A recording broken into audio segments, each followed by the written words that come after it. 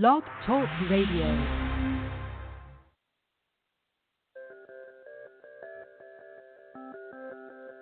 The United States houses more human beings in prisons than any other country in the world. This is true whether you're counting total numbers or in relation to population size. This wasn't always the case. The number of prisoners in the U.S. began to rise dramatically in the 1970s. So what changed in America compared to other countries? While there are several competing theories, a look at the data reveals that a significant part of the prison growth in the last 40 years has been driven by the war on drugs. Here's the data. By 1980, there were over 315,000 prisoners in state and federal facilities. 57% were violent offenders, 30% were property violators such as thieves or those convicted of fraud. 5.5% of inmates were in for public order and other miscellaneous offenses. And the remaining 7.5% were nonviolent drug law violators. 10 years later, the drug war had grown, and the total American prison population had more than doubled to over 740,000 inmates. The proportion of offenders in each type of crime had also changed dramatically. The most growth occurred in the nonviolent drug offender population, which grew to a significant 24%. And this last statistic actually understates the influence of the drug war on prison populations. Many studies have shown that drug prohibition causes violent crime by leading to the formation of gangs and cartels. And thus it is safe to say that the number of violent criminals under prohibition is higher than it would otherwise be. From 1990 to 2000, the drug-driven population growth continued. By 2000, the total prison population had almost doubled again to over 1.3 million inmates. And by 2010, the prison population was up to 1.6 million people. The growth has started to settle and even decline in recent years, but the proportions of offenses are retaining their post-1990 levels. America's unique methods of enforcing drug prohibition seem to parallel its unique prison population. And one has to ask, is our country really better off with so many nonviolent drug offenders behind bars? Are drug users likely to be cured from addiction by being locked up? Has locking up dealers and users lessened the demand for drugs? Certainly, the effects on overall usage could not be called a success. And yet we spend billions every year on this war and lock up hundreds of thousands. Surely, there must be a less costly approach to addressing drug use in America.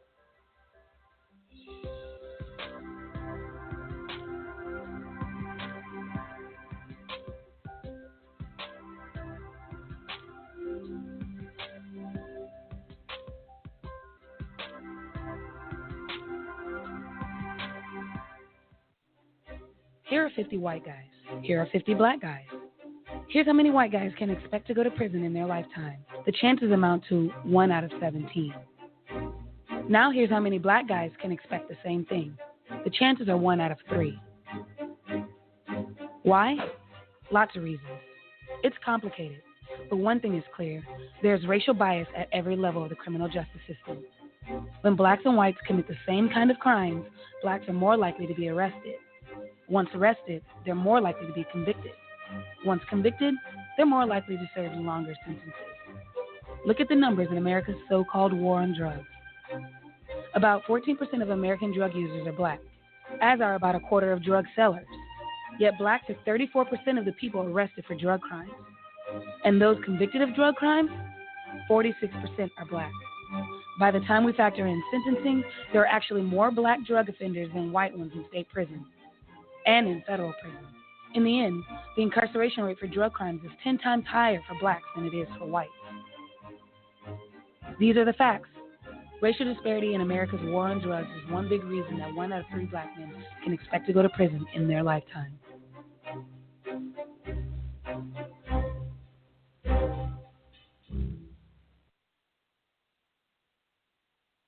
Of a BART police officer who shot and killed a man. When I first saw the Oscar Grant footage, like a lot of people here in Oakland, I was outraged. As soon as I heard about it and I went online and I seen what had happened, tears came down my eyes. It was something that was very alarming as a police officer and as a citizen of Oakland. It was like such a blatant murder. The other city in trauma, anyone that's seen that and looks at it is in trauma. My hope is that people will express their concern with police brutality, but they will do so in constructive ways that don't include violence. We cannot perpetrate this cycle of harm and violence in this community. Because we do have to live here, and they terrorize the city, and it's only going to make it worse for us. They killed our young black men. You can protest, you can try to make a change, but there is a positive way you can do it. And make sure we let the police know and that we're aware that stuff ain't right out here. We're trying to fix it. In a way that is about using your voice for justice and making Oakland a safer place for everyone to live and get along as one. Violence is not just. Violence is not justice. Violence is not justice. Violence is not justice.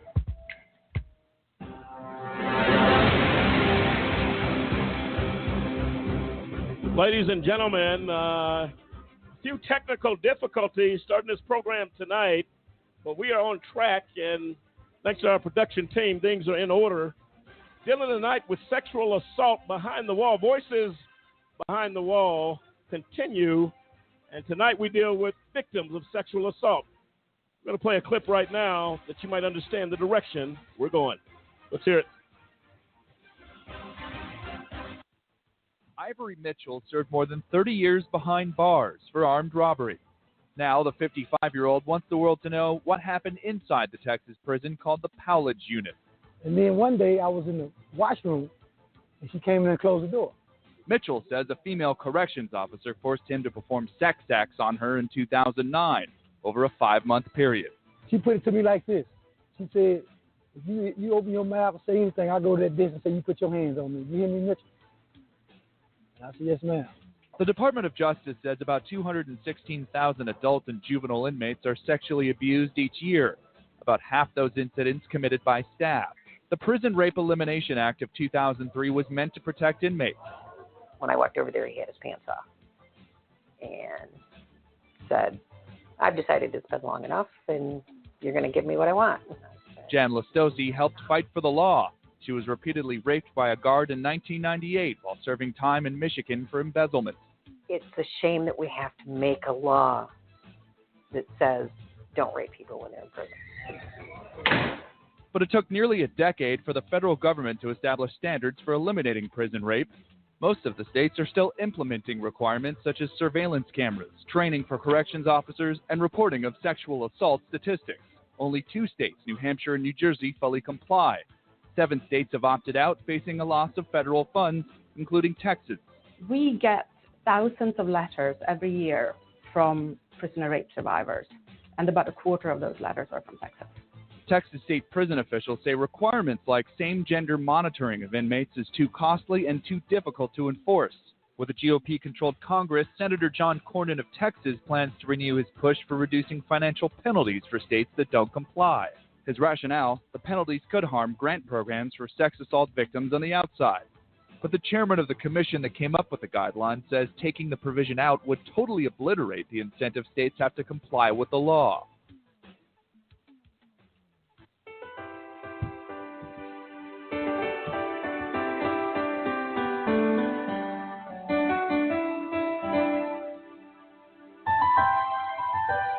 Well, there you have it. Rape behind the wall. Sexual assault. And that number is growing out of control. Guards are involved in this sexual assault issue. Inmates assaulting one another. In a place where safety and security is supposed to be the top priority. But it definitely is not. Sebson, let's hear from you on your thoughts on this one. As we go down this road, difficult one it is,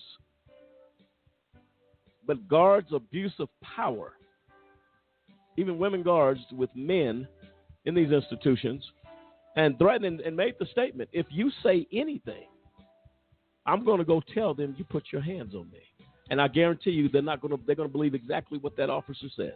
No, it's exactly right. Like we've talked about on the show many times, how these people get, the guards, they'll get behind, the wall. They get a badge, they get a little bit of power, and suddenly, they become drunk on it, and they try and do whatever they can.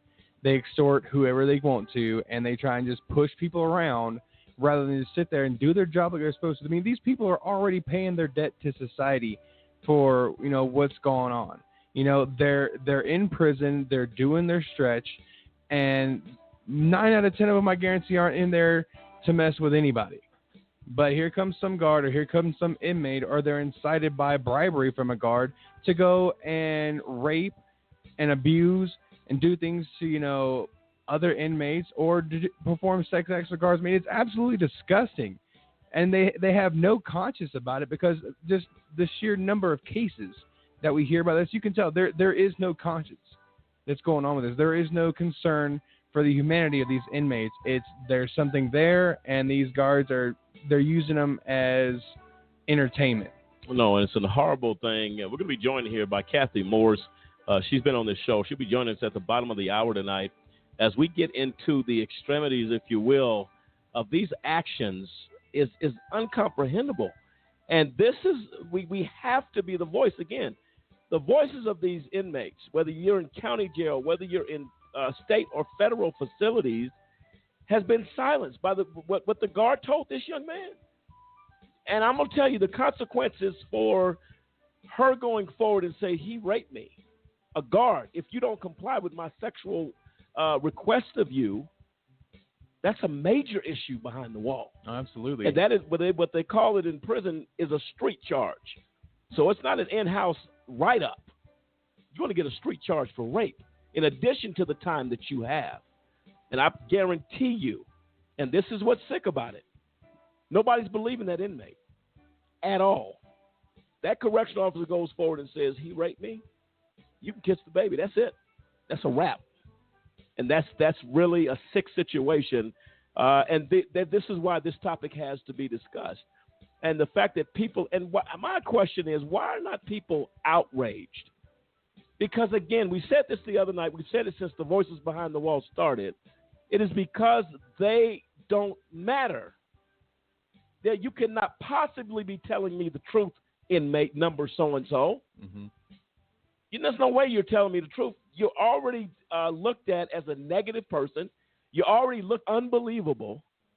So the abuse of power, I don't believe we have enough checks and balances in our prison system that guides these individuals not to do what they do. We're dealing with sexual assault tonight, but I'll tell you what, they're getting away with murder in these institutions. They are getting away with every type of crime you can think of without consequence, and many of them not even losing their jobs.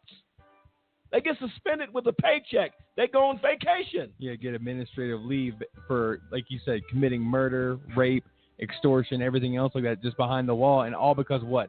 Because they belong to some union, or then they have a badge. That's true. That's why they're getting away with it. Oh, absolutely right. And we're gonna dig into this tonight as females and males are becoming victims of rape. And if you've ever, what you cannot even begin to imagine in your comprehension to comprehend the insanity of that and the mental torture for an inmate and a young lady to be dealing with this. And we talked about the wrongfully convicted.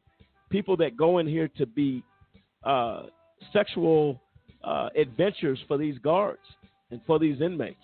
It just cannot be emphasized enough. Cliff, when you think about this, give me your thoughts on this one. This is something, and again, if America knew that their loved ones were suffering when they go behind that wall, this is why they talked earlier in regards to there was a law made under the Bush administration that talked about penalties for rape in penitentiaries and in places of incarceration. And like the lady said, why do we have to make a law for you not to rape somebody in prison?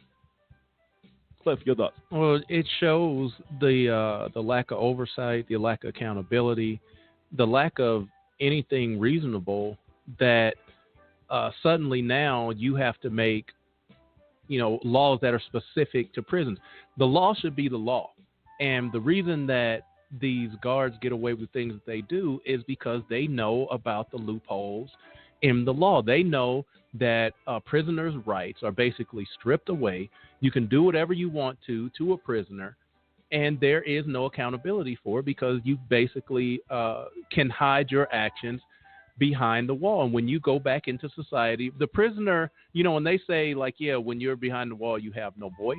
People don't understand how, actually true that is, because you could be an inmate and you're saying, okay, well, somebody raped me. Now I'm making a complaint. I'm sending a letter to the warden. That letter may or may not ever get anywhere past the trash can that's the closest to your cell. That letter may never get anywhere near the person in authority that can make the change. You can make a complaint, and the person that you're making the complaint to can basically trash your issue. Say, well, hey, you're an inmate. Really, my take is you don't deserve any rights, so I'm not going to push it any farther up the ladder. Then, like I said, then the trash can around the corner. These are the reasons that we have to take on prison reform. We have to get accountability and get a inspection that is, not something that you say, okay, we'll be there in a month to inspect your facility. Give them the date and the time, how many people are going to be there, exactly what they're going to check. They need to show up, do inspections on the fly, and say, look, we need to find out what exactly is going on. We've had Gary York on the show several times, and he used to be a prison inspector, and he said he used to show up in the middle of the night. And, of course, they ostracized him for it, wanted to bring him up on charges because he was exposing the things that were going on behind the wall. And one of them is the sexual abuse that happens in prisons. And if we don't expose it, if we don't force some accountability for the people who are over these prisons, the people who are doing these acts, then they come out and it's like to them, they go into a whole nother world where there is no accountability for them or any action that they have. And that has to be changed. No, absolutely right. Lisa, let me get your thoughts. I'm going to share a story here real quickly from Rewired News. Josephine Yurkaba writes this story. This is January of this year. But Lisa, let me get your thoughts on this discussion. How sick is this? Well, I'm not quite sure. You really have to ask how sick is it. It's beyond anything you're even gonna go to as far as sickness. I heard the lady before when we talked about this before saying that it doesn't make sense that we have to have a law to put something in place to say that you can't rape inmates, you can't rape people in prison.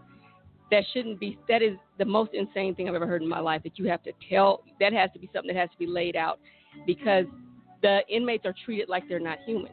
If they treated people like as if they were human beings and they all had their same human rights as all the rest of us, then it wouldn't be, I think it's something that would still be going on, but it wouldn't be such a big issue as it is now, because it's not taken seriously and it's treated like it's not an issue or like it's not anything big when it's something very big. No, absolutely right. And from Rewire News, it says here, for survivors of prison rape, saying Me Too isn't an option. The public thinks criminals deserve the sexual abuse they suffer while incarcerated, and there's a persistent belief that they do not have rights. Rodney Smith said the two men who cornered him on his first day in a Louisiana jail a decade ago were big. At age 23, he had been arrested for check fraud earlier that day. He recalled them towering over him. He tried to stand up, but one of them pushed him down.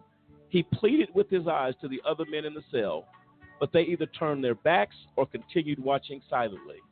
When the first man exposed his genitals to Smith and demanded Smith perform oral sex on him, Smith said he did it because he just wanted to be left alone. But then more men approached him and demanded the same, one after the other. I blacked out in a sense. I'm crying in my mind the whole time, but I'm not literally bawling crying. But I know I'm tearing up because I don't want to do this. I don't want to be a part of this. But what do I do in this situation? Smith, who is using a pseudonym, thank you, Lisa, for safety reasons, told Rewire in a recent phone interview a jail guard didn't walk by the cell until after the assault stopped, he said. When Tarana Burke started the Me Too movement, she hoped it would elevate the voices of survivors of sexual abuse, especially the voices of women of color. Although Burke's Me Too has molded into a viral movement and hashtag made famous mostly by celebrities and those who have access to platforms like Twitter, The survivors whose abusers are actually facing consequences are still mostly white women with resources and power. Some women with privilege are attempting to be better allies to those often erased from these conversations by putting money behind their words. But some members of marginalized groups, like people in prison who've experienced abuse while incarcerated, have no voice. Samson, your thoughts on that? And again, voices. We become that voice. Absolutely. For these men and women. We have to speak out. We have to, do something because, like Lisa said, like if they get behind the wall, people don't see them as human. People don't see them as having human rights. If there's a law outside of the prison that says, hey, don't go rape people, don't kill people, there should not have to be a separate set of laws just because there's a wall, a fence, and some barbed wire up. And exactly. And there blessed will be sure be some accountability for those guards. They should be held to an even higher standard because their actions bring reproach.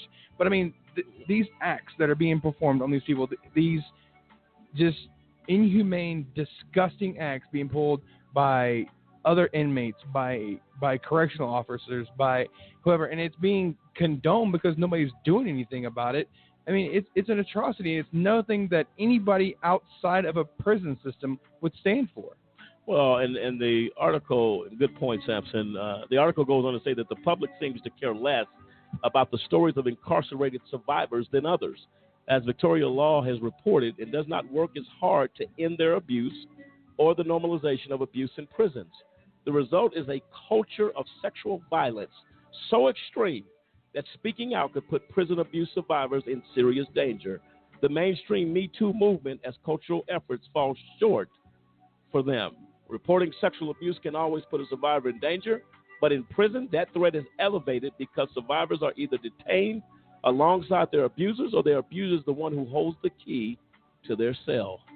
We've seen the power wielded by abusive person like Harvey Weinstein, says Jesse Lerner Kinglake, Communications Director for Just Detention International, a nonprofit whose mission is to end sexual abuse in detention centers worldwide. But for inmates, the stakes are raised because even if they could participate in these hashtags, then their personal safety would be very much at risk. Often that means their stories go untold and do not receive the kind of attention necessary for real change.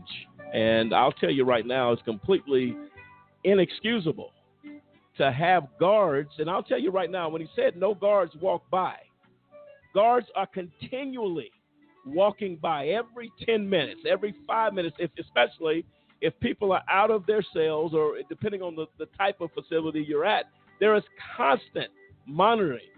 But the bottom line is they walk by and they don't care. So all of a sudden now we're counting where the prisoners are after the assault is complete, which means I can't file a report because I chose not to look. I chose not to see anything. And I'll tell you right now, if somebody is getting raped in prison, it's not a quiet situation.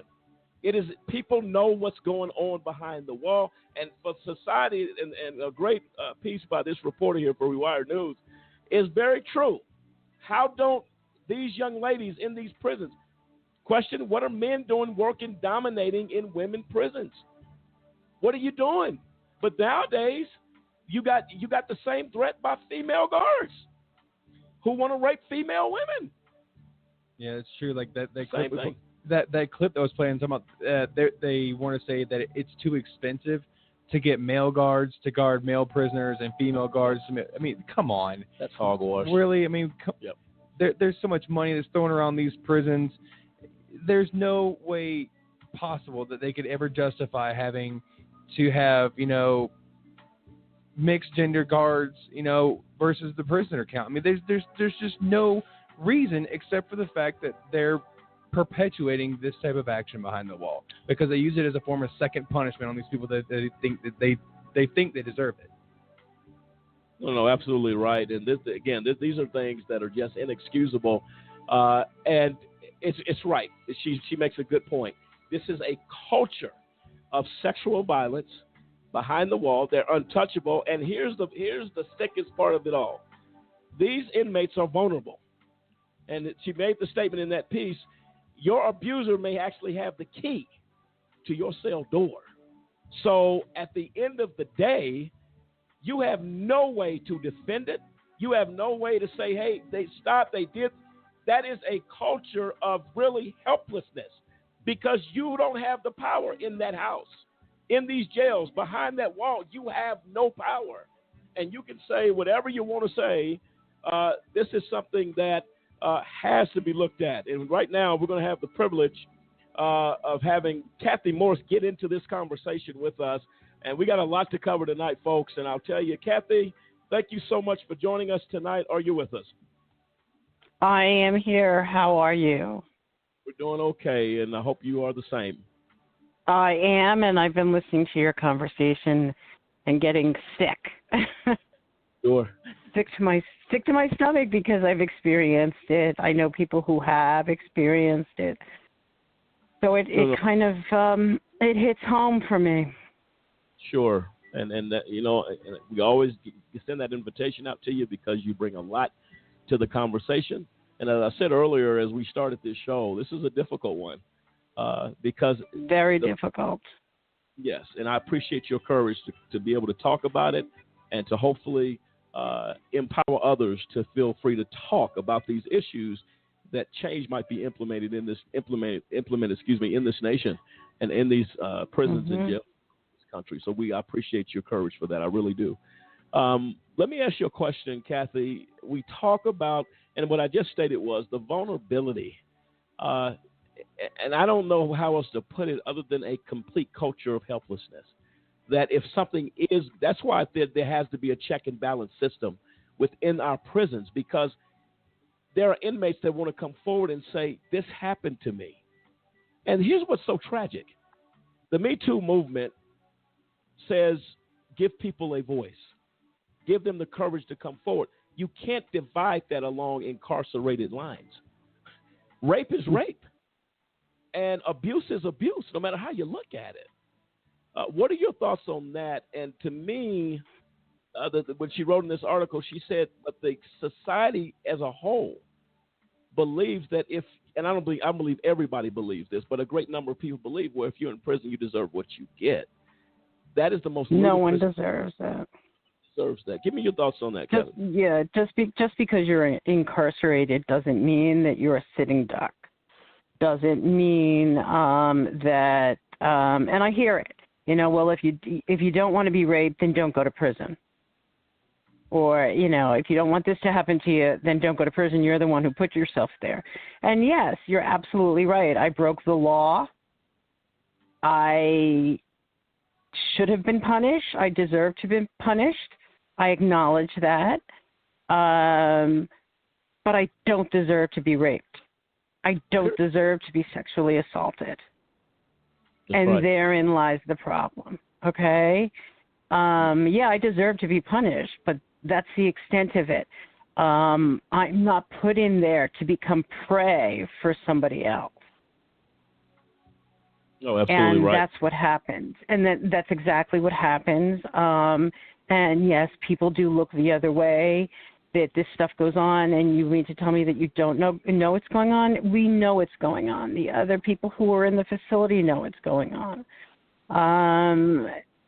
In some instances with some of the officers, the women would joke about it because they knew. They're like, oh, there he goes with his girlfriends. So they knew. It was a culture they knew about. But nobody speaks up about it, and there's a variety of reasons that nobody speaks up about it. And the biggest is the believability. Yes. And the, well, it's your word against their word. And who's going to believe you? You know, you broke the law. No, and absolutely. It's hard. And they don't, and then if you do report it, they've got their own officers investigating it. It's not an outside investigator who comes in. Yeah. And, I had two instances, one which I never did report. And then the second, which I did not want to report, but because I had a panic attack afterwards and started screaming, don't touch me, stay away from me, And it was following the court trip that it happened on. When I got back to the facility, I had the panic attack, and I wouldn't let anybody near me, and I said, don't touch me. And they called an alarm, and they tried to get me down to medical, and I was still screaming, don't touch me, get away from me. And because I was saying this, they traced back to where I was that day, and they realized I was on a court trip, and they wanted to get to the bottom of it. So several days later, they had the detectives from the district attorney's office come in and speak to me. Now, I did not ask for it. I did not ask to speak to them. I did not say, look, I want to file a report. I never asked for it. They interviewed me, and I didn't hear anything for about a month and a half. And then they came back and picked me up, and they said, we're taking you out. And I thought, they're taking me back to the district attorney's office because they want to get a formal statement from me. No, they were rearresting me for filing a false police report. After you went through sexual assault, they now everything, right? They turned it on me, and I didn't want to report it. And I want to make that perfectly clear. I never at one time did I say, I want to speak to the authorities, I want to file a formal report, I want to speak to the Inspector General's office. Nothing. Okay? They took it upon themselves because I was on a court trip, so it fell into the jurisdiction of the district attorney's office for them to send their detectives to speak to me. And, I kind of sort of said some of what happened. I didn't want to discuss it. And then a month and a half later, they came back and picked me up and took me back and rearrested me for filing of a false police report. Sounds like to me. Okay. So the first instance, I never reported it when I was sexually assaulted at Rikers. I did not report it. I never said a thing to anybody. It wasn't until I was released from there, and then I still didn't even. There's still, stuff that I don't even. It's more and more starting to come out because I'm getting more comfortable with telling the story, but I will never report it.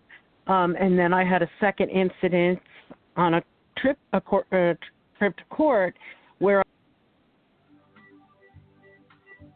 Did we lose her? Let's try to get her back. There's an estimated 200,000 people held in United States prisons and jails every year face sexual abuse. According to the most recent Bureau of Justice Statistics study released in 2013, inmates who reported their sexual orientation as lesbian, gay, bisexual, or other faced abuse from other inmates at a rate 10 times higher than inmates who identify as straight, according to the same BJS report. And these statistics get worse as marginalized demographics overlap. Of inmates with serious psychological distress who are non-heterosexual, 21% reported sexual abuse in prison, while 14.7% reported abuse in jail. Smith thought the abuse in the holding cell of Orleans Parish Prison was over once a guard finally called his name so he could be processed in. He was moved to the receiving tier of the jail. In the back, there are showers. And each inmate, in the back, there were showers, of course, placed in this jail. And each inmate waits in line until it's his turn to go in. But when Smith entered the shower, someone else followed behind him. He tells me specifically, just real hard and dry, he's like, face the wall. Don't turn around, Smith said. And he feels bigger now. He didn't feel as big. But I remember him being gigantic. He was like a monster almost. Smith recalled to Rewire that the man put his arm around his throat, told him that if he screamed, he would break his neck, and then raped him. Smith stood in the shower for almost an hour after when he left. The other mates were laughing and smirking at him. Because he came into the shower, I was owned by him, Smith said. I was now his property. He was my man, my husband, whatever you want to call it, and he made the decisions for me. I was for him. Dennis, and I'm going to get to you in a moment. Let's make sure we have Kathy back. We got disconnected from her. Kathy, are you back with us? Well, I'm back, yes. Okay, so I don't know what happened, but we're glad you're back. And I'm going to get right back to you here in a moment. We just was sharing a little bit about an assault that happened. I heard the story, yes. Yeah, and here's the problem that people never look at. When we turn a blind eye to these issues in these prisons, in these jails, now that young man being laughed at coming out that shower is what prompts a person to get a sheet, hang it from wherever they can, and take their life. It's bigger than the rape because mentally, psychologically, you cannot deal with that. And every day you're known, and I'm going to tell you on the inside, you're known as whatever word or adjective you use in that sense. That's what you're known as. And he made the statement, I'm this guy's man now. There's no getting away. And I remember during my wrongful incarceration, Kathy, and I want to get back to your story. I want to share this real quickly. There was a young man that came in at the Buena Vista prison here in Colorado. And they got you in a place called A&O, where they process folks in when you get there. It's where if you stay in a little, man, that cell is so small. And I remember a guy coming in. We were out doing, they call them out time, for about 30 to 45 minutes. People are taking showers. They're on the phones. And this guy walks in. He had just got processed in, but he was scared to death. And I never will forget it. One of the guys sitting down said, that belongs to me. And I'm turning around like, what are you talking about, man? Don't nobody mess with that. That's mine. And I remember the look on that young boy's face. He had to be no older than 21, 22 years old. And I remember not shortly after that, I was in the hole, for some nonsense. And they brought him in. And I was looking up because in Buena Vista, you have bars. It's not like a closed door. You have bars, so you can see everybody coming in and out. And he came in. They had him in what they call a turtle suit.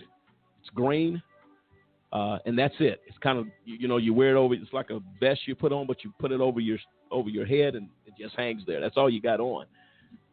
And when he came in, he looked at me, and he said, I'm scared. Please help me. And when he got out of that, he said because he was getting ready to try to take his life. Apparently the guys had approached him, the guy that said, this is mine.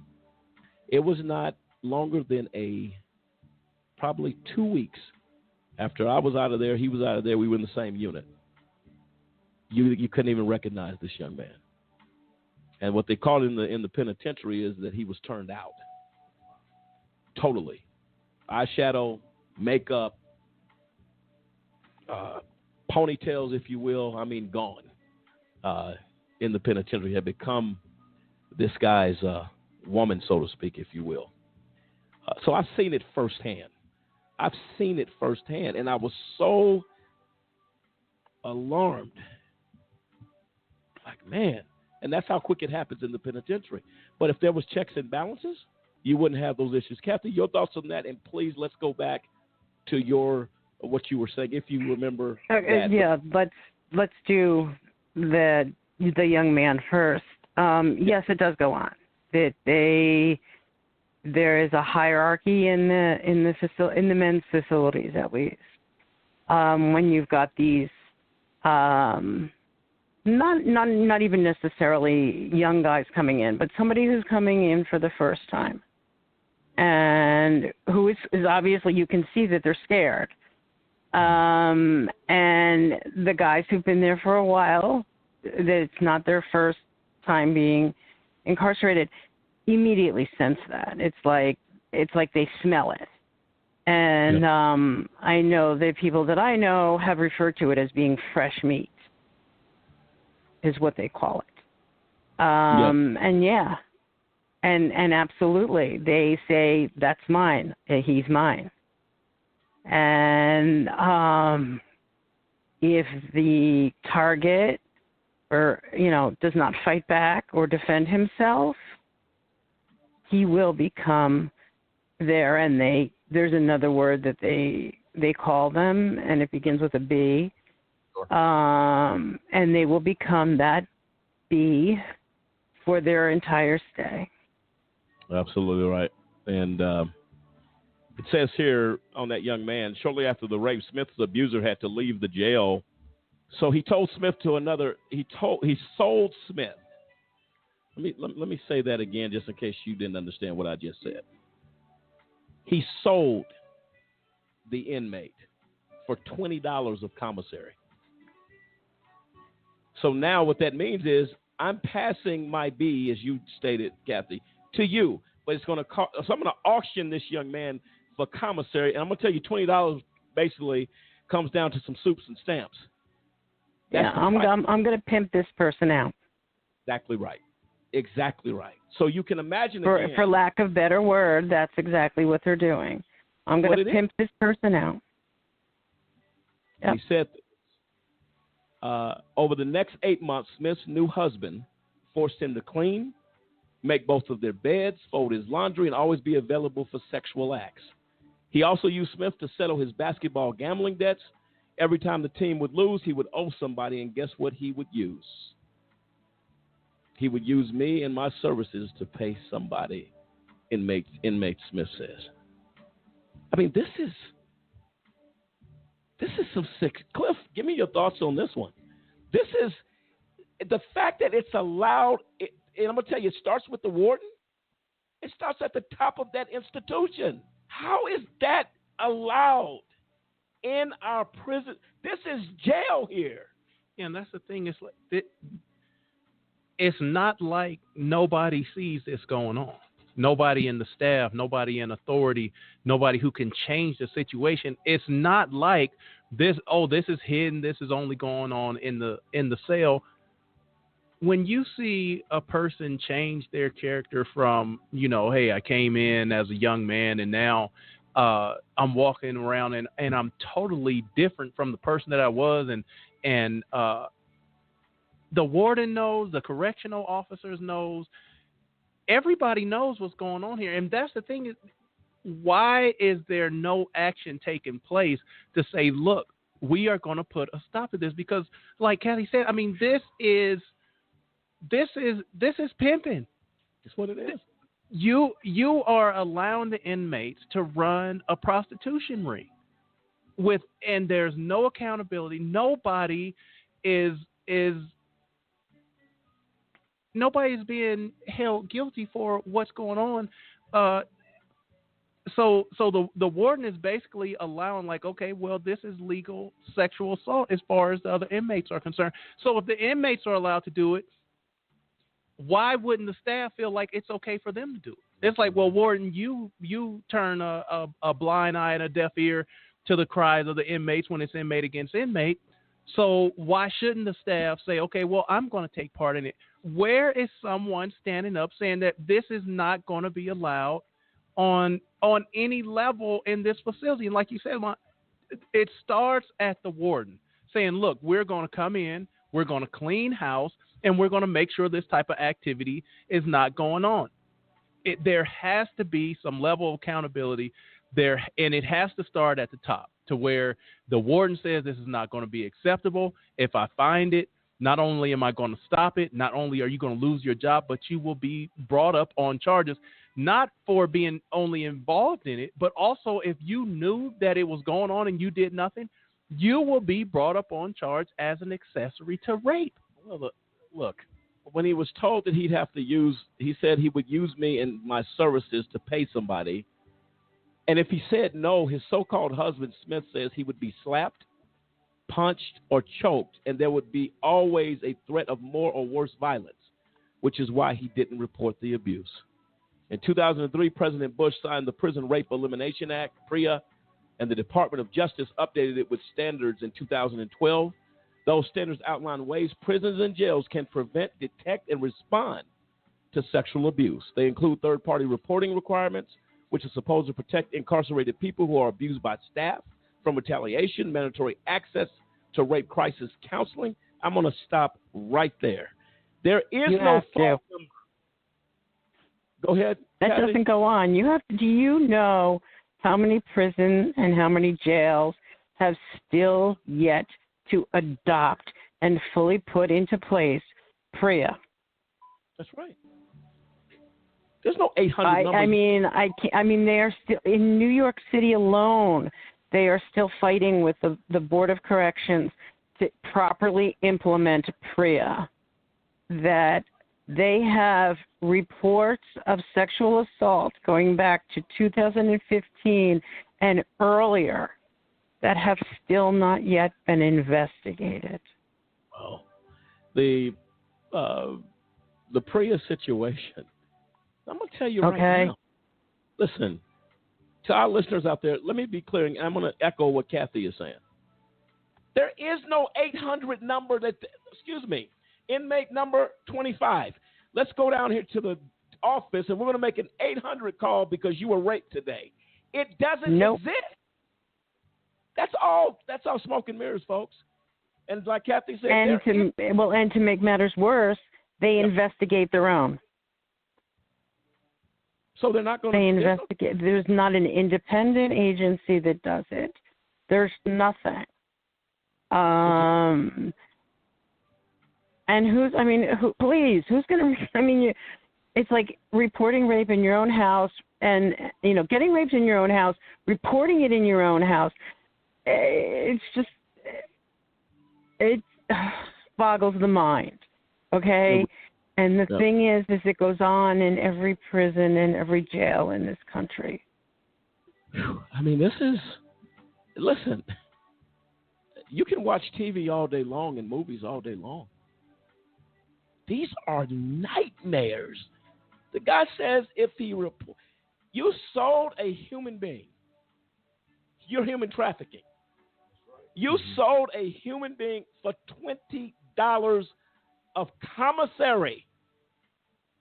Are you kidding me? You have to be kidding me. But make no mistake. And but you were talking a little bit earlier about the wardens being aware of it and the officers being aware of it. And you know why they allow it to continue? Because it keeps the peace. Wow. Violence keeps the peace in Americans' prisons and jails. Sexual assault keeps the peace. Yeah, because people are getting whatever they're getting. Kathy, listen, we're going to take a quick break. I'm going to finish this story, and then I'm going to finish what you were talking about, if that's okay. You have to come back with us? That's fine. Yep. Ladies and gentlemen, this is incomprehensible to me. And I guarantee you, many of our listeners feel the same way. $20, you are allowing human trafficking, prostitution, whatever you want to call it. Yes, and Kathy made it clear. You're pimping out inmates for some ramen noodle soup. You got to be kidding me right there. We're coming back with this story. Gary York's going to be joining us in this conversation as well here at about 15 minutes after the hour tonight. Kathy bringing a clear perspective. Kathy Morse. Folks, this is serious business, and we're just getting started. This is AJC Radio. We'll be right back.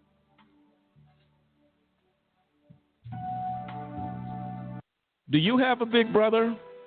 Well, I have a big brother, and I'm pretty sure that you and I experience some of the same things with a big brother. Big brothers will always be big brothers, right? I'm sure you'll agree. Well, my brother gets up in the morning. He takes a shower, heads to work, and at some point during the day, he's going to exercise and get that workout, as we all do. And, of course, depending on what's going on, he's going to sit down for 2 or 3 meals during the course of his day.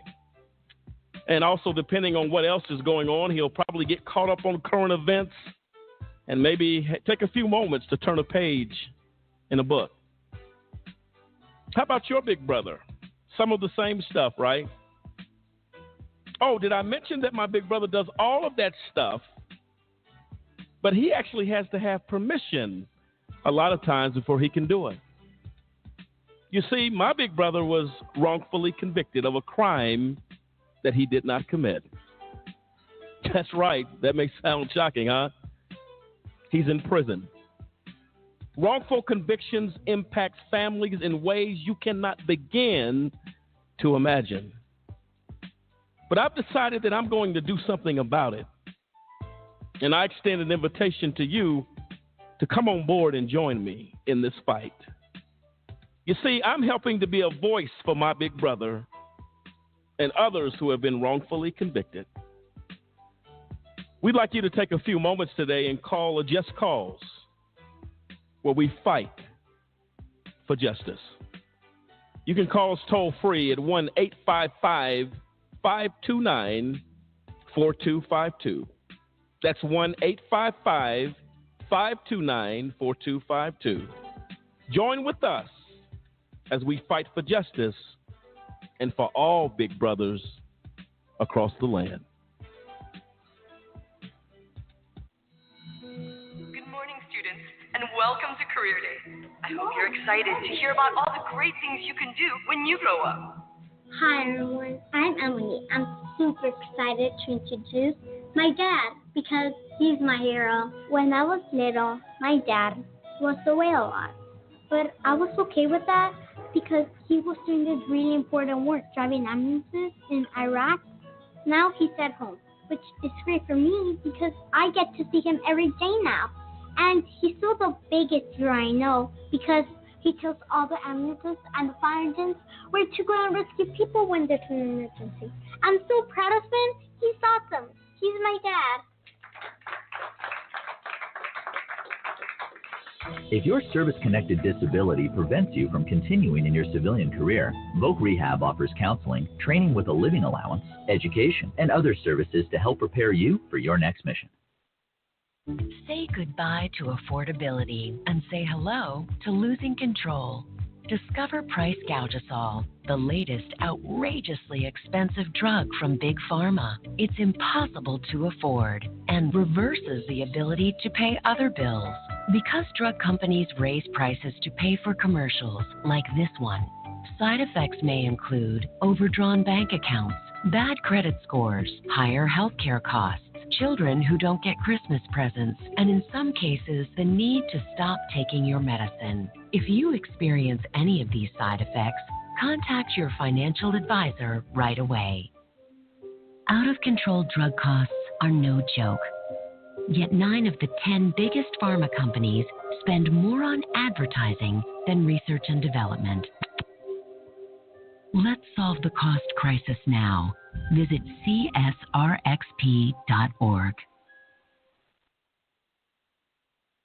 I can solve difficult problems for a Fortune 500 company. I can run a successful business. I can manage your home improvements. I can publicize your message. I can motivate your audience. I can put my military experience to work for your company. I can teach your children. I can boost your bottom line. I can add value to your workplace. I could be a loyal and productive employee. But I can't put my skills to work for your organization if I'm not given the opportunity. If you don't recognize my talents and ability. If you don't hire me. If you don't have an open mind and a workplace that's open to everyone. If you don't realize that America works best when everybody works. What can you do? What can you do? What can you do?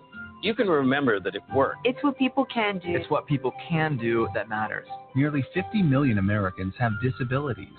Capitalize on their talents with employment practices that benefit everyone. Learn more at whatcanyoudocampaign.org.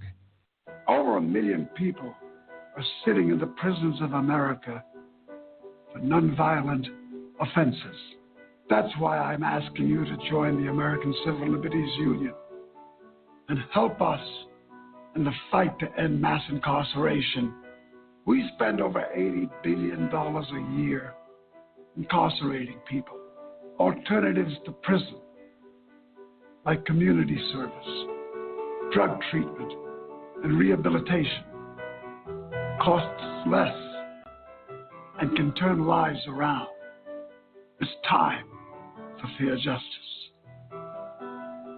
It's time for smart justice. And we need your help.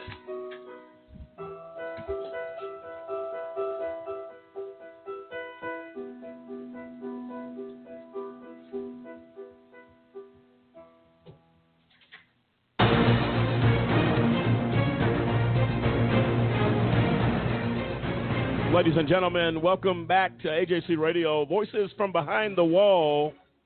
Voices of victims of sexual assault. One of the most horrific epidemics, if you will, happening in county jails, America's prisons across this nation. And I'll tell you what, it's not getting any better because you have staff members involved with sexual assault on inmates as well. You have correctional officers turning their eyes away from the assaults. You have threats and acts of retaliation made by correctional officers. You have threats made by inmates to say that if you say anything, we'll kill you, because they'll just have one more in line that they can assault.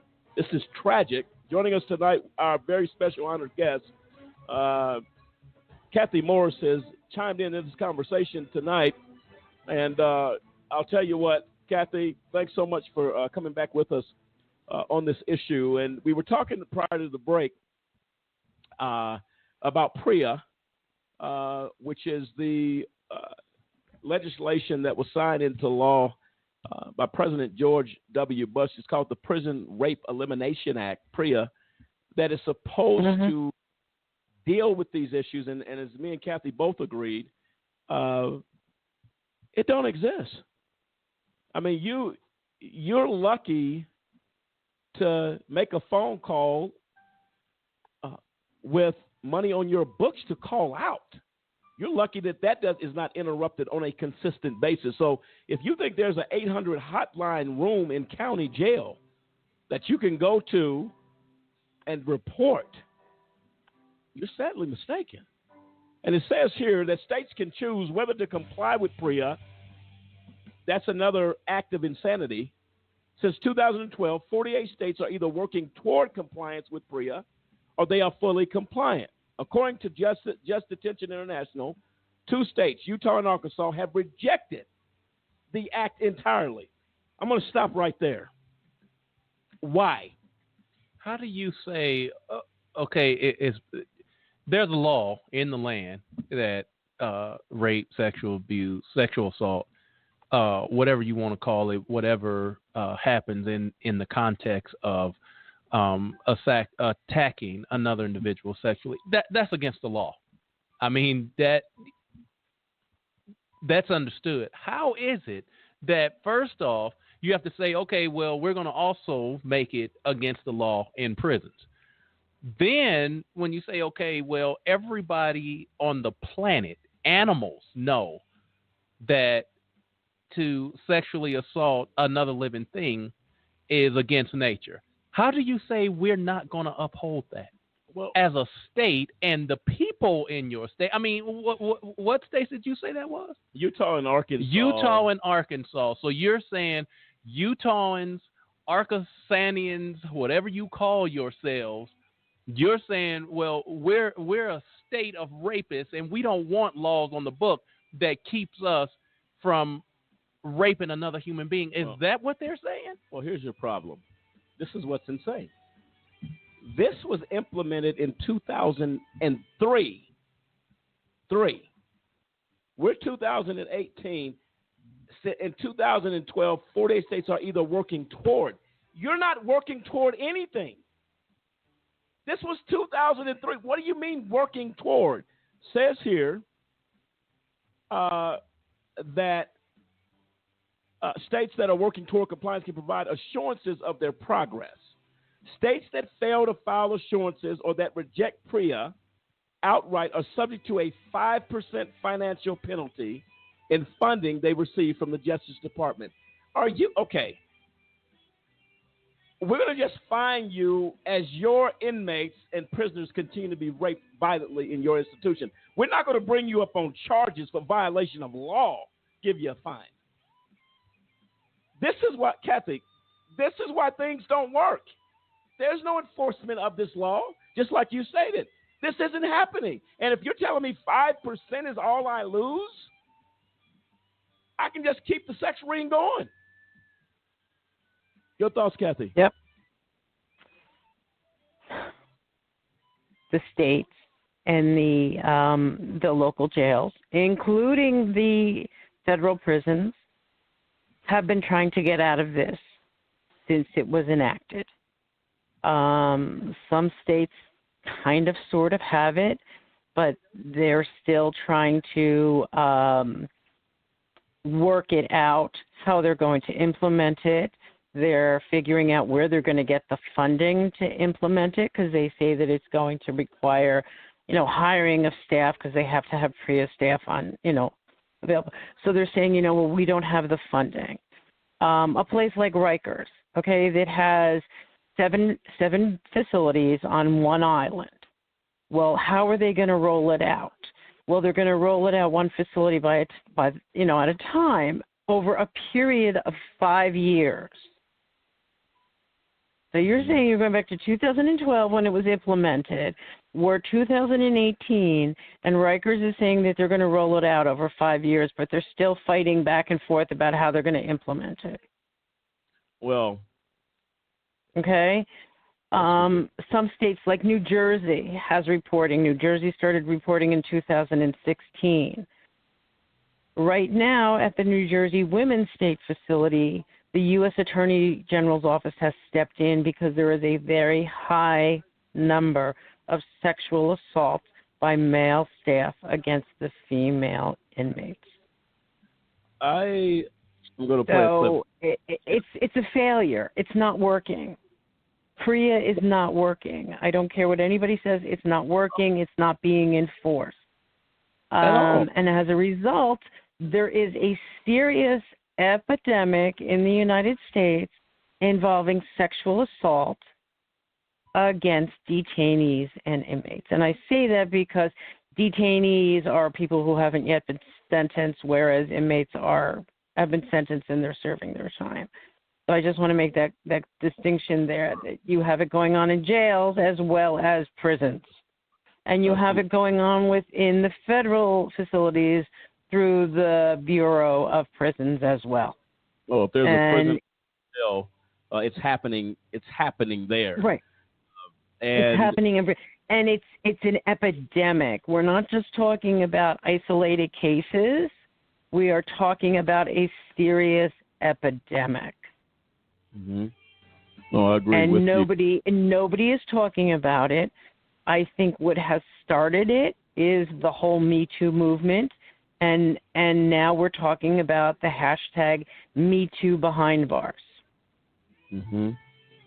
Yep. And that's something that I actually promote, is and post on social media about every opportunity I get, is the Me Too behind bars, just to remind people that it does go on in jails and prisons. Well, the insane part about it is the folks behind bars is somebody's mom, somebody's sister. There's somebody's mom, there's somebody's sister, there's somebody's aunt, there's somebody's girlfriend, there's somebody's wife. Okay? Right. Yep. Just like people in the community who are Me Too, it's the same thing. There's somebody's mother, there's somebody's wife, there's somebody's daughter, there's somebody's sister. Okay? Yep. But the people who are incarcerated, if it's happening, don't have the liberties and the opportunities or the freedom to speak out about it. Absolutely. And again, voices from behind the wall. This is why we started this series 18, I believe, or 19 shows ago, to bring to the attention of listeners across this country. Right now, we're going to let's hear the perspective of Mr. Boyce Watkins, what he has to say about prison rape. Let's hear it.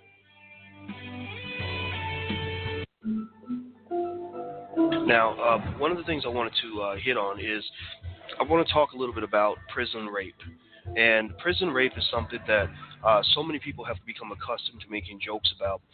But what I really want to help you understand is that this is not something that should be made fun of. This is not something that is funny. This is something that's very serious. And one of the things I will say is that I think that part of the reason that we think prison rape is funny, or we overlook it, or we don't think it's an issue, is twofold. One, typically abuse toward black people is not considered to be as serious as abuse if it were happening to, say, young white kids. For example, a young white woman gets kidnapped or gets raped or something like that, it's national news. Everybody wants to talk about it. Nancy Grace is going crazy. But 10,000 black men get raped in prison. Nobody says a word. Nobody gives a damn. Sexual assault on college campuses becomes this huge issue where they're using these crazy inflated statistics about, how many people are being assaulted, and they broaden the definition of sexual assault so they can incarcerate as many people as possible, which to some extent is okay in the sense that if you're catching real predators, I'm okay with that. But what's so interesting is that nobody cares about catching the predators who are raping prison inmates, many of whom are not the dastardly animals that you've been led to believe that they are. I think that leads to the second reason that we tend to overlook prison rape and think that it's not a problem.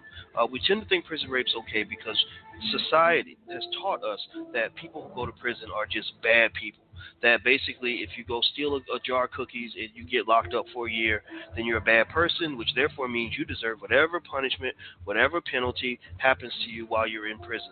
If you didn't want to get raped, you shouldn't have stole those cookies.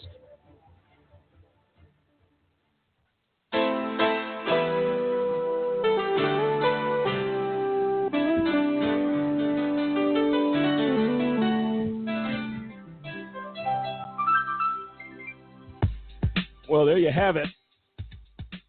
It's a thought process, a culture that is insane. At a minimum, it's insanity at its largest level. If that is honestly what people believe, we have a problem in this country. Right now, joining in the conversation with us, along with Kathy Morse, Gary York. He's been a previous guest on this show, and we are honored to have him tonight, along with Kathy Morse, in this conversation. Gary, you with us? Yes, sir, I am. Can you hear me? Yes, we can. Gary, thanks so much for taking time out. Can I just ask Gary how he's surviving the hurricane? Sure. Thank you very much. I feel very sad for the people in North Florida. I'm in Central Florida, so it missed us, but it really wreaked havoc on North Florida. Yeah. Okay. And let me say this. Our thoughts and prayers go out to those families. Anybody affected by Hurricane, is it Michael? Yes. Hurricane Michael. Yes. Anybody affected by that, our thoughts and prayers are with you tonight. Thank you, Kathy, for bringing that back up. By the way, they did not evacuate some of the prisons and jails down there. That's correct. They did not. Yeah, and that was the same issue on the last hurricane, wasn't it? Correct. Yeah, Virginia and North Carolina evacuated. South Carolina did not, but they didn't have any deaths in the facilities. What happened was they were transporting two female inmates for a mental health appointment after the hurricane had been over, and they started the cleanup. And the women got trapped and drowned in a van that they were being driven to this appointment by two deputies. I did hear about it was a flash flood. Yeah. Uh-huh. Yep, I heard about that. Again, our thoughts and prayers go out to the families and anyone affected by Hurricane Michael, and of course the other hurricane that wasn't too far. Was it Florence? Hurricane Florence. So our thoughts and prayers, folks. It is hurricane season, and our thoughts are with those folks down there. Thanks, Kathy, for bringing that up as well. And Gary, we're grateful that you're safe and it did bypass your area. We appreciate that as well. Thank you. Thank you very much. All right, Gary. Now we're in conversation. Voices from behind the wall, victims of sexual assault, dealing with this issue of some serious, grotesque, and sick thinking that's happening in our prisons and jails across this country, and rapes are at an all-time high, sexual assault at an all-time high in this nation. Give me your thoughts on that, Gary, and were you privy to some of these specifics in your work? Tell us about it. Yes, I was 12 years as a Florida prison inspector. I've investigated sexual assault of inmates by staff, and I've also investigated sexual assault inmate on inmate. And it's very unfortunate that this is more prevalent than people know, and it's more prevalent than prison management wants to say it is. We have several problems. A lot of these sexual assaults by staff or inmate on inmate are not being reported. Sometimes we have an issue with management not wanting to report these issues, overlooking that this is happening in their prison, and ignoring reports of sexual abuse on inmates. Now, I know we have PREA, Prison Rape Elimination Act, and there's a big issue with that, whether it works or not. And, anything that you put into place is only as good as the people reporting it. And unfortunately, during years of investigation, we would find sometimes that management, to save embarrassment, does not always report everything.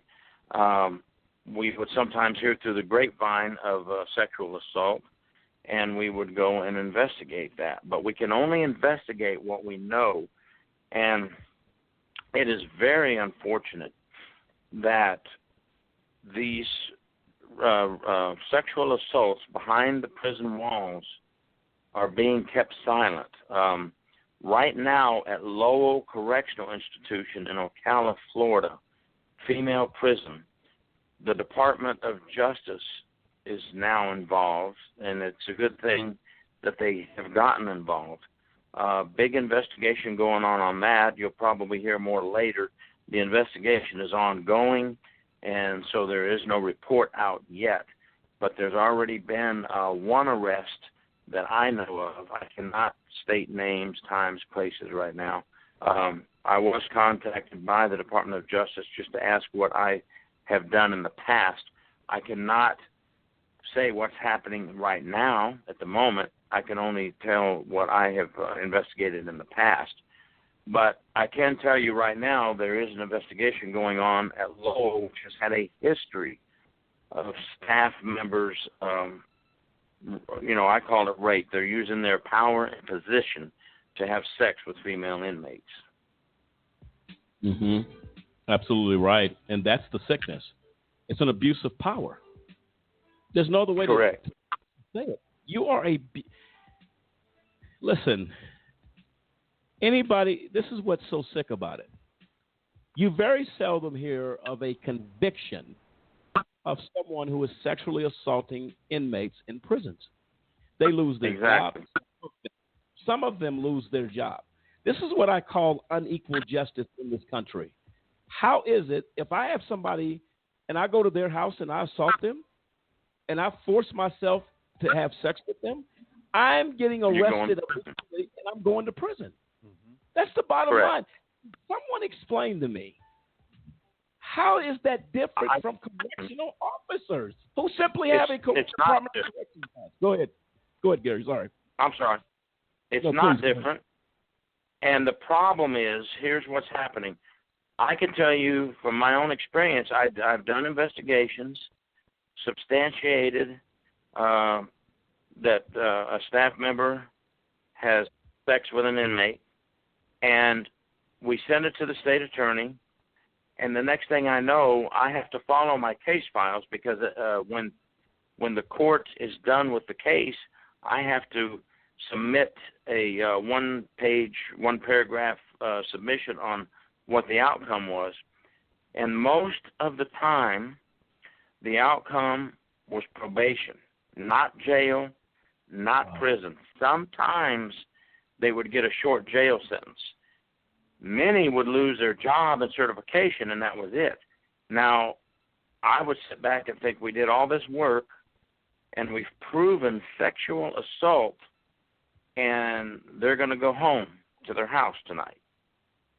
But if it was me on the street, I would never go home again. I would go to jail, to court, and prison. Right. So I know where you're coming from, and that is the truth. What you just said earlier, that is happening.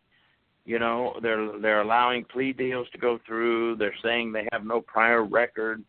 You know, the defense attorney says, look here, this officer has no prior record. Well, of course they don't. They wouldn't have been hired if they had a record. But they just committed a felony rape. So how are you not getting more of a sentence than probation. Yeah. I can give you a recent example of 3 officers who they had the evidence, they had DNA evidence against them. They raped this one detainee at Rikers in particular. And the DA's office refused to bring charges, to press charges against the officers. Right. The woman sued, and she did win. She got a settlement of $425,000. But one of the officers is still working. The 2 others were removed from their jobs. The union paid for their attorneys, and they got fined $425 each. Raping someone. But one is still on the job. For raping someone. Yep, a woman. Not once, but repeatedly. So you have the significance of a traffic ticket and speeding in a school zone. Mm-hmm. With raping. That's just unbelievable. And Kathy's correct. You know, I followed some of Kathy's stuff. She knows what's going on. She knows from Rikers and all those places, and I know from Florida what goes on. And it's unfair because if an inmate rapes another inmate, and we can prove it, you know, you have to prove it first. But if you can prove it with DNA, that's a new charge. That's a new charge, and they get another felony. So the inmate gets another charge. But I'm a uniformed officer who's supposed to be above and trusted, a public servant, and I'm supposed to be trusted. And I do it, and I don't get the same punishment as the inmate. It's not right. It's not only not right. It is unbelievable. Except you and again, you just cannot wrap your hands around that. I have on some navy pants, some black boots, and a light blue shirt with a silver security guard badge on it. That gives me a license to rape without consequence. Well, there was a case in New York State in a women's state facility, and the officer actually got the woman pregnant, and he is now serving 6 years. Right, there are some cases like that. Yeah. Okay. Yeah. Listen, I'm pretty sure you got a few out there, but the big picture, there's no accountability.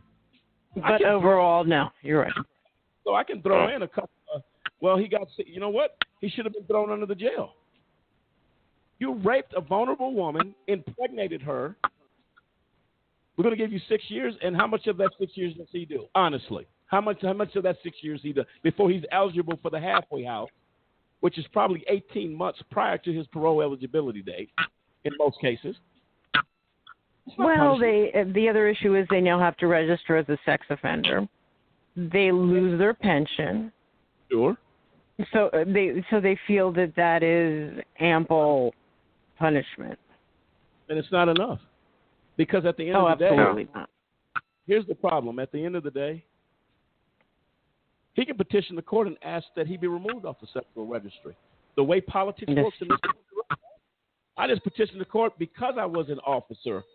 Who knows what judge you're going to get that says, you know what, he suffered enough. I mean, that's just how messed up our system is. That's how messed up our system. And there are no guarantees for true punishment. We either do an overkill, which we do. That's why we have mass incarceration now. Or we do too little.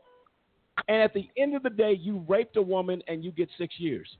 I'm not worried about your job security or your pension. You raped a woman in a position of power.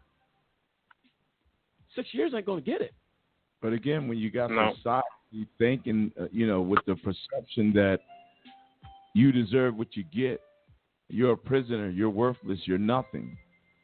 You're here because you did something wrong. So whatever happens to you behind these walls, you deserve it. And until we hold the security guards and hold other prison inmates accountable for their actions. So if you give one a felony charge, then you need to do it to all. Rape is a rape. no matter who commits it, it's the same penalty should be across the board. And until we get to that position or that place in our justice system where there is no law for a prisoner, there is no law for a security guard, there is no law for black, there is no law for white, there's law, period, for every man, woman, boy, and girl. If you break the law, this is the consequence. And until we get there, we're going to continue to deal with situations like this. Well, that's in a perfect world. Doesn't exist here. Exactly. And you know what? I hate to say it. I don't see the culture changing. Somebody can point to me how it is drastically changing. And it's not. Go ahead, Gary. Well, it's not, and I didn't mean to, but we have. I'll give you an example. I just looked at an article on corrections1.com, and it's about how many mentally ill inmates we have locked up for up to 6 years. And the article on corrections1.com was actually for trying to help these mentally ill inmates. Now, correctional officers were putting their comments on this page, and I thought, you've got to be kidding me. Here's some of the comments, and it's the same thing with rape, no different. Their comments are, too bad, too sad, you shouldn't have been here, commit the crime, too bad, and I thought, these are officers making these statements, and I thought, how are we ever going to change for the better with our officers? Now, I'm sure I know there's many officers that would not make those kind of statements, but officers are making these statements. So what does that tell you? It's not changing. Sure. And that's the thing. If something is not working, this little 5% thing, listen to this. Lerner Kinglake of Just Detention International said the assurances allow states, and this is about PREA, to just kick the can down the road indefinitely, deciding for themselves how quickly they'd like to implement PREA, despite the fact that sexual abuse at prisons is still rampant. So in 2016, Congress added a provision to PREA as part of the Justice for All Reauthorization Act that sunsets or ends the assurance option. By December 2022, states will no longer be able to issue assurances that they are working toward compliance with PREA to delay the financial penalty, though there will be emergency assurances available to governors who can certify that 90% of their facilities have been audited. Emergency assurances will give states another 2 years to comply and avoid the 5% funding penalty. Because detention centers face little to no immediate threat of consequence for not complying with PREA, many problem facilities still persist. FedEx says PREA only requires governors to report the compliance status of state prisons, leaving county jails, small prisons, and juvenile jails to fall through the cracks. There are 3,163 local jails in the United States, holding approximately 731,570 inmates, according to a 2013 census study by the BJS. So my thing with this is, listen to what that statement was. Juvenile detention centers have fallen through the cracks as far as compliance. That means we're allowing the rape of our kids. It doesn't get lower than that. So these things that they're talking about is a bunch of nonsense. 5% penalty? 5%. So guess what? You know what most prisons and jails are going to say? Well, I get 95% still if I'm under. 5%, we're still good. That's not a penalty. That's a joke. And it's not taken seriously. Gary and Kathy, I'm going to play a clip. I'm going to come back and get your thoughts. Let's hear it.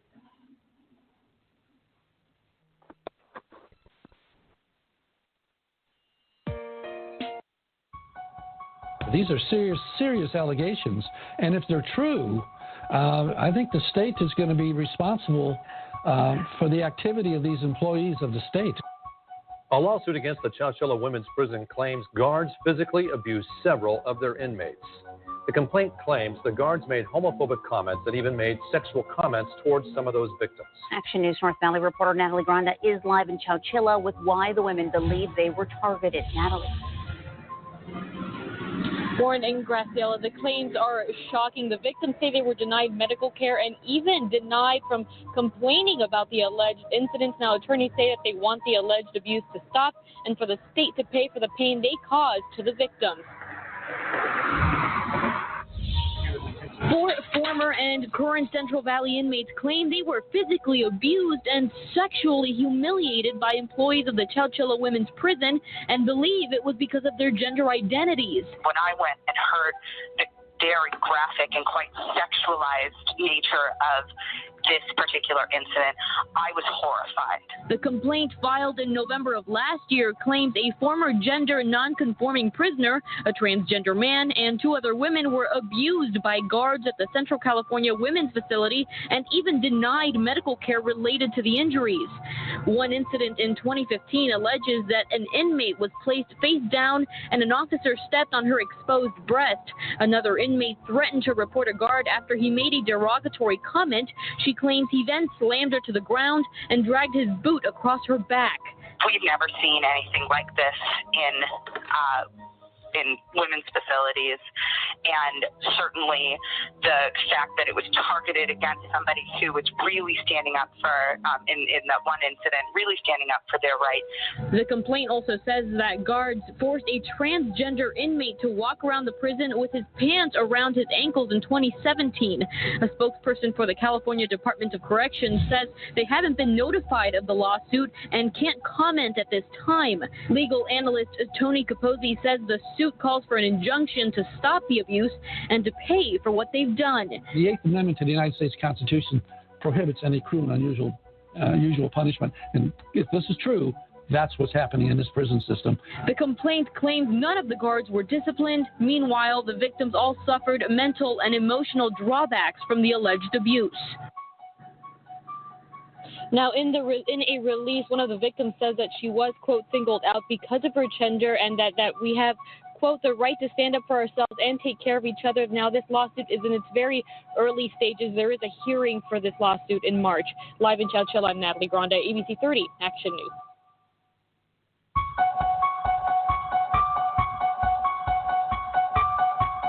Well, there you have it.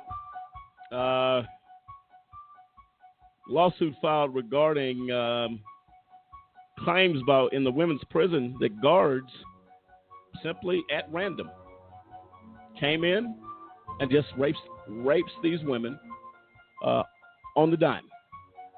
This is what I'm going to do, and they feel comfortable in doing that because there are no consequences.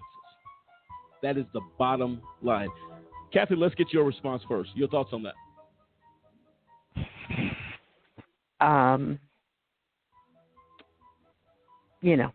I'm just thoroughly disgusted with the entire situation as it stands. And I think that the only way to bring about change is for people like ourselves to raise our voice. Absolutely. Gary, your thoughts? I just want you to know it continues every day. It goes on every day. And I don't think, you know what, Kathy? And I don't think people really comprehend the depth of that statement. This is not happening sparingly. Every day you get up, a number of people are going to be sexually assaulted in our prisons and our jails. Every single day. That's serious. That means you have a culture problem. That's a culture problem, Samson. Gary, I'm coming right to you, Gary. Go ahead, Samson. No, I'm just sitting over here just in my head because it's like it's sickening. It's absolutely sickening. I mean, the statistics, the numbers that we see all the time talking about like 86% of women that are incarcerated suffer abuse of some type, either physical or sexual, while they're behind bars or sometimes throughout their life. I mean, that's a staggering statistic. 80% of them, and it even says in the article that I read that the majority of them are women of color. Now, I don't know how personal it has to get for people for them to really start speaking out and acting and start, getting out, like Dennis says, and voting or, becoming a voice to the people to try and change the legislature. How close to your front door does it need to get for you to want to speak out on somebody else's behalf? Well, Samson, to that point, just as a human being, I'm sickened and saddened And I got to hold back the tears here on this show when you hear women and men being assaulted and nothing. How does America turn a blind eye to sexual assault? To any human being. Well, in prison and jails, it's easy. Yeah, but it's easy to do because people are incarcerated. We forget about them. And that's They're not tragic. there. That's tragic. We go on about our daily, everyday lives, and we don't need to worry about them because, well, you know what? We don't hear about it. So it's burying your head in the sand. And that's one of the biggest fears that people who are incarcerated have, is that for everybody on the outside in the community, life goes on and they continue with their lives. And, you know, they go to work and they celebrate birthdays and anniversaries and holidays and everything else. But for you, you're incarcerated and you're locked away and you're forgotten about. And that's the problem. And that's where, you know, we need to make this a public issue. I know that Kanye West was at the White House today, and I know that they definitely did not talk about sexual assaults in correctional facilities. Mm-hmm. It's very rare that you will see anybody anywhere talking about sexual assault in correctional facilities, this Me Too behind bars. You will never see it. It's never the topic of a panel discussion or, you know, a day-long program or even an hour-long program. It's just not on people's radars. Right. You're right. And Gary, your thoughts on that, and how do we get it on the radar? How do we get it on the radar? Kathy had mentioned it earlier. She's absolutely right. We have to work together by documentaries, films, books to expose this. But we also have to somehow get into the politician's mind, and she's absolutely right. Kathy, you're absolutely right. They could care less, because I have talked to some politicians till I'm blue in the face in this area where I'm at in Florida, and it's always to your face, yes, yes, yes, we must work together. Yes, we must work together to fix this, and then you never hear from them again. They don't want to hear it. So we need to not stop. We must continue to expose this, and we must start electing politicians that we can get to help us. That's the only way we're going to fix this problem, because management has some power in these prisons until they get caught, but most of them have that good old boy system going on, and they want to do cover-ups, which, as you know from my books, I've written about cover-ups. It's a terrible thing going on in our prison systems about not reporting violations, covering up, and trying to keep the public from knowing what really goes on. And that's it's just not a good recipe. And I mean, well, don't get me wrong. I'm all for, you know, they're pushing this dignity for women, and it's for the federal, and it's providing sanitary products and things like that. But why aren't you pushing for sexual assault in the facilities? That we need to stop sexual assault in correctional facilities. See, here's the problem. You need sanitary napkins in the women's prison. It's just humane to have those items. And I agree with you. You can't mass rape with a sanitary napkin or any other good thing that you. This is why I talk about it, and this word has been used more than night. Probably that's insanity. Let's bring some cookies and milk to the chow hall once a week, so folks can enjoy some cookies and milk, while your women and men are being raped the other days of the week. We're going to soften that with cookies and milk? Are you kidding me? Well, because rape is a very distasteful topic, and nobody wants to talk about it. Well, again, and I agree with you, Kathy. It's distasteful, but it's a horrific nightmare, and I'm sure you and Gary will agree. The act itself. So we don't want to talk about. Well, you got to talk about it because it's happening. And that woman, who, when that door shuts in Rikers Island at night, and that door slams, and in other prisons across this country, when that door shuts, and that young man in county jail who walked into a shower to be assaulted and laughed at and mocked at when he walked out, these are possible folks that say, you know what, since no one is listening, I'm going to speak with suicide. I'm going to hang myself. I'll jump off the tier because I can't deal with the laughing and the mocking. That is the picture. And as ugly as it is, as horrific as it is, it's never going to change if we don't have this conversation that we're having tonight. Perhaps a mother or a father sits on his couch listening to this show tonight and says, my daughter's at Rikers. My daughter is at this jail or that jail. Is this happening to her? That's what causes America to become outraged because it's on my doorstep. And that's why we have to message out. Go ahead, Gary.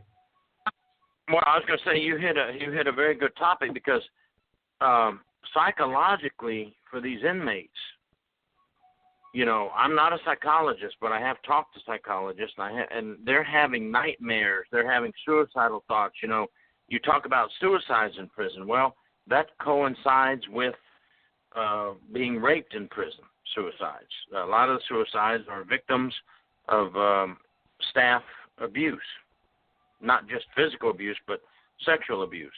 And I think you brought up a great topic because if they're not going to get any help from anywhere, what's the next step? Suicide. Exactly. And it's the trauma. That trauma stays with you for the rest of your life, and it doesn't go away. Right. Right. And as Gary is absolutely right. You need to get the help, and we need to let these people know that there is a safe place where they can go to. Oh, absolutely right. I mean, if people there are places out there, and the worst thing for someone to do is to keep this bottled in. Sure. And I think you make a good point. What is the effect when they walk out of a county jail or out of a prison? If you think the horror ends, as Kathy just said, you never forget. So who says you walk out of that county jail, you walk out that prison, that you just say, you know what, I can't deal with the mental trauma here. I'll just jump off this bridge here. I have all the tools to take my life out here. So if you think because they walk out, well, it's done now, it's over, it's just beginning. It's just beginning. I want to play a clip real quick. Kathy and Gary, I'm going to get your thoughts on it. We're going to talk briefly of how folks can get involved with this topic. What do we need to do? And, man, I'll tell you, the helplessness behind that wall is over the top because you have no power. You have no power. And when we get family members to get involved and start making phone calls and start popping up at these jails, start popping up at these prisons, I need to know my loved one is okay. Till we make a scene, the rape continues, man. It's not going to stop because they've been given a license to rape. Let's play the clip.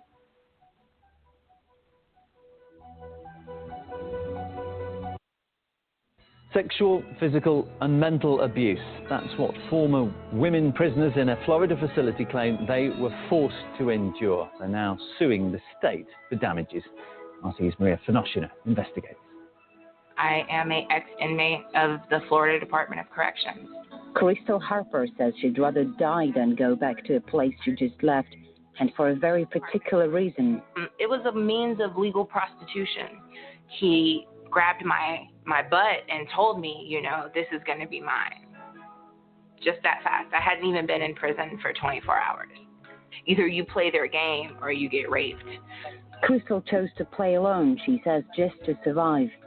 Every day for 5 years, she would have to accept indecent proposals in exchange for basic needs and security. So what do you charge for some What do I got to do to get my up around here? What would you want if I wanted to you?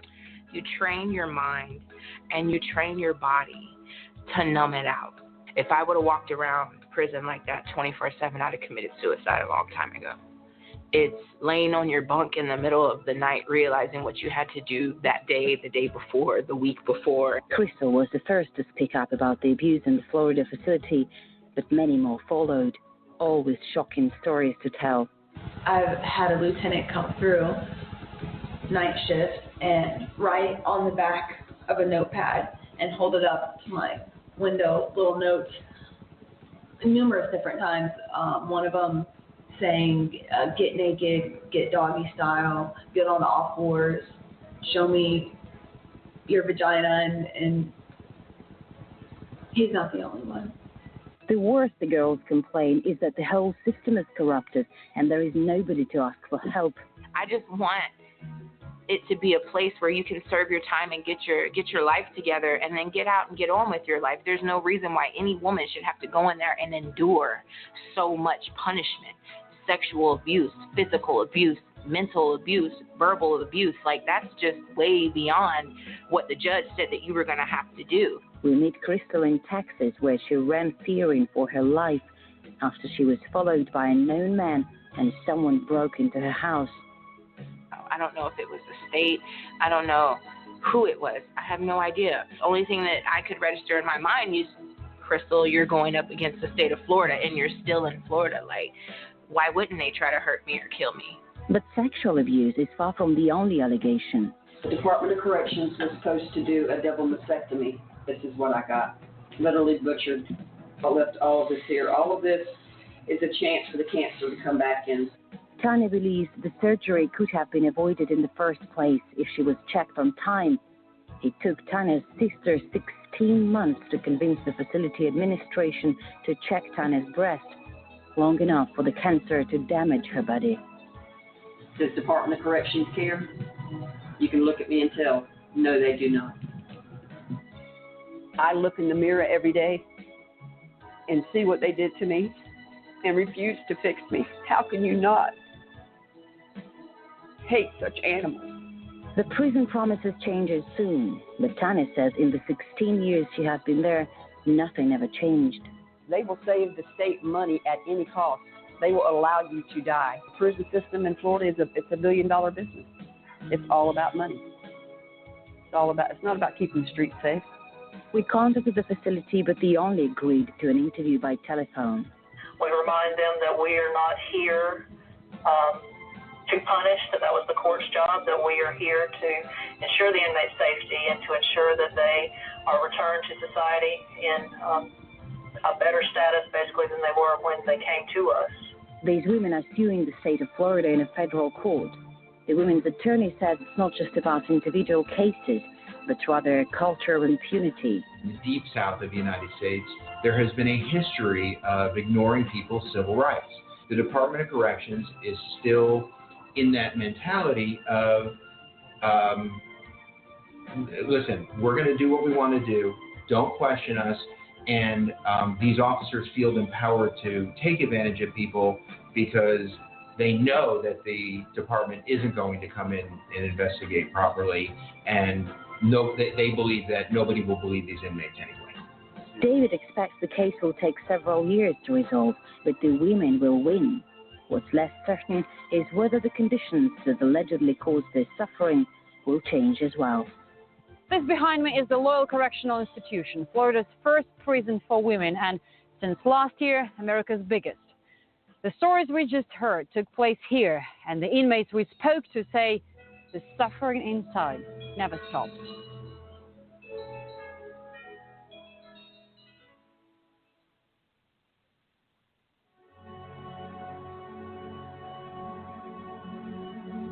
Ladies and gentlemen of America, to our honored guests, Kathy Morse, Gary York, to all the listeners tonight, what we've heard is beyond tragic. Because, as the young lady in the clip just stated, the rape, the abuse, the sexual assault continues. And she made the statement, the suffering never stops. Think about that for a moment as you digest the show. The suffering never stops. This is abuse behind the wall in its most horrific fashion. abuse of power, turning a blind eye, and enabling the suffering and the pain in our prisons and in our jails is just incomprehensible. Let me get your thoughts very quickly, Kathy, on what you just heard. I know the numbness and making yourself feel numb all too well. I did it myself. And that's the only way that you get through it on a day-to-day basis is you have to make yourself numb. And I was raped on Rikers, and then I had the other assault incident happen. And you get to the point where you do want to commit suicide. And I will be honest and tell you that I did contemplate it. I'm not going to deny it. I would lay in my bunk at night and try to figure out how I could do it. I started cutting myself to make the pain go away. It was, there's all these indignities that one has to suffer when they're incarcerated. And by that I mean the strip searches and just the way that they treat you and the lack of privacy and everything else. And to have the sexual assault compounded on top of that and not being able to talk to anybody about it and being with people, and being with people who know what happened, but nobody is going to say or do anything.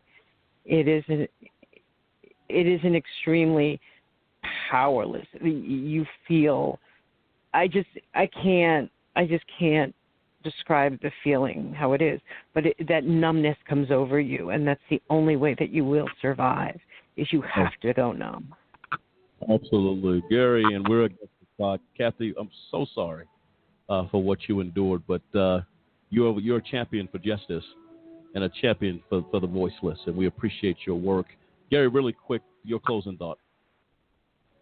The tape you just played, I can confirm that goes on. In my book, I have 2 chapters. The married officer, who's a married officer, and I won't get into the details, but he is doing things to 2 female inmates at Dade Correctional on the female unit, and that clip sounds like Lowell to me. And I have another story in my book about a male officer raping a male inmate, and these things do go on. Yes. And if anybody says they don't know what's happening behind the walls, and we just have to keep fighting somehow, some way. Thank you, Kathy, and thank you, folks, for your radio station, because without people like you, we're not going to get this word out. We're not going to help people, and we're not going to stop it. All right, folks, thanks for joining us again. We're against the clock. We're going to see, may do the final conclusion of this show on Tuesday. You guys are welcome to come back. There's so much. And I would just mention to the listeners to follow that hashtag, Me Too Behind Bars, because that's what we are using to get the word out. And I'd like to talk about that more. We will be in touch offline. Thank you guys for your time tonight. Thanks. And Gary, thank you guys so much. Enjoy the rest of your evening, and we appreciate it. Take care. Take care. Voices from behind the wall, folks. Victims of sexual abuse. We didn't even scratch the surface tonight.